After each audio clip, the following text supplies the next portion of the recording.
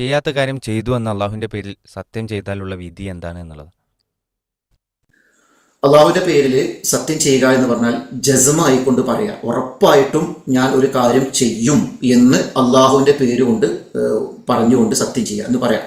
പൊതന്ത് വല്ലാഹി അല്ലെങ്കിൽ തല്ലാഹി ബില്ലാഹി എന്നൊക്കെ പറഞ്ഞിട്ട് ഞാനത് ചെയ്തിരിക്കും എന്ന രൂപത്തിൽ ആ ചെയ്യാൻ പോകുന്ന കാര്യത്തെ ഉറപ്പുവരുത്താൻ വേണ്ടി അള്ളാഹുവിനെ പിടിച്ചിട്ട് സത്യം ചെയ്തുകൊണ്ട് പറയാം. ഇതിനാണ് നെതിർ, പിന്നെ സത്യം ചെയ്യുക, കസ്മ് എന്ന് പറയാം.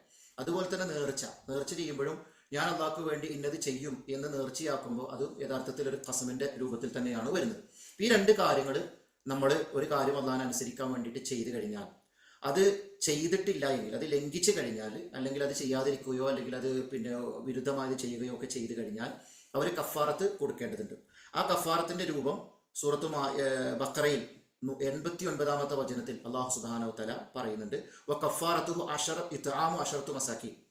സത്യം ചെയ്ത് ലംഘിച്ചു കഴിഞ്ഞാൽ, നേർച്ചയാക്കിയിട്ട് അത് നിർവഹിക്കാതിരുന്നാൽ അതിന്റെ പ്രായശ്ചിത്തം എന്ന് പറയുന്നത് 10 പാവപ്പെട്ട ആളുകൾക്ക് ഭക്ഷണം കൊടുക്കുക എന്നതാണ്. ഇനി അതിന് ഇല്ല മിൻ ഔസത്തിമാത്തു തരുമോ, നമ്മൾ സാധാരണ കഴിക്കുന്നതിൽ, സാധാരണ ഒരാൾ കഴിക്കുന്ന ഭക്ഷണം ആ രൂപത്തിൽ 10 പേർക്ക് ഭക്ഷണം കൊടുക്കുക എന്നുള്ളതാണ്. അതിന് സാധിച്ചിട്ടില്ലെങ്കിൽ ഔ കിസ്വത്തുഹും എന്നാണ്, അവർക്കുള്ള വസ്ത്രം കൊടുക്കുക. ഇത് രണ്ടുമാണ് ഒന്നാമത്തെ പിന്നെ കഫാറത്തിന് ചെയ്യേണ്ട കാര്യം. അതായത് 10 പാവപ്പെട്ട മിസ്കീനുകളായിട്ടുള്ള ആളുകൾക്ക് ഭക്ഷണം കൊടുക്കുക. ഇനി ആ 10 പേർക്ക് ഭക്ഷണം നമുക്ക് കൊടുക്കാൻ സാധിച്ചിട്ടില്ലെങ്കിൽ അവർക്കുള്ള ഭക്ഷണം കൊടുക്കുക, വസ്ത്രം കൊടുക്കുക. അപ്പോൾ ഭക്ഷണം കൊടുക്കാനും കഴിയുന്നില്ല, വസ്ത്രം കൊടുക്കാനും കഴിയാത്ത സാഹചര്യമാണെങ്കിൽ തഹ്രീറു റഖബ, ഒരു അടിമയെ മോചിപ്പിക്കുക എന്നതാണ്. ഇതാണ് പിന്നെ സാധാരണഗതിയിൽ ഒരു യമീനിന്റെ, അതായത് ഒരാൾ അല്ലാഹുവിന്റെ പേരിൽ സത്യം ചെയ്തിട്ട് ലംഘിച്ചാലുള്ള കഫാറത്ത്.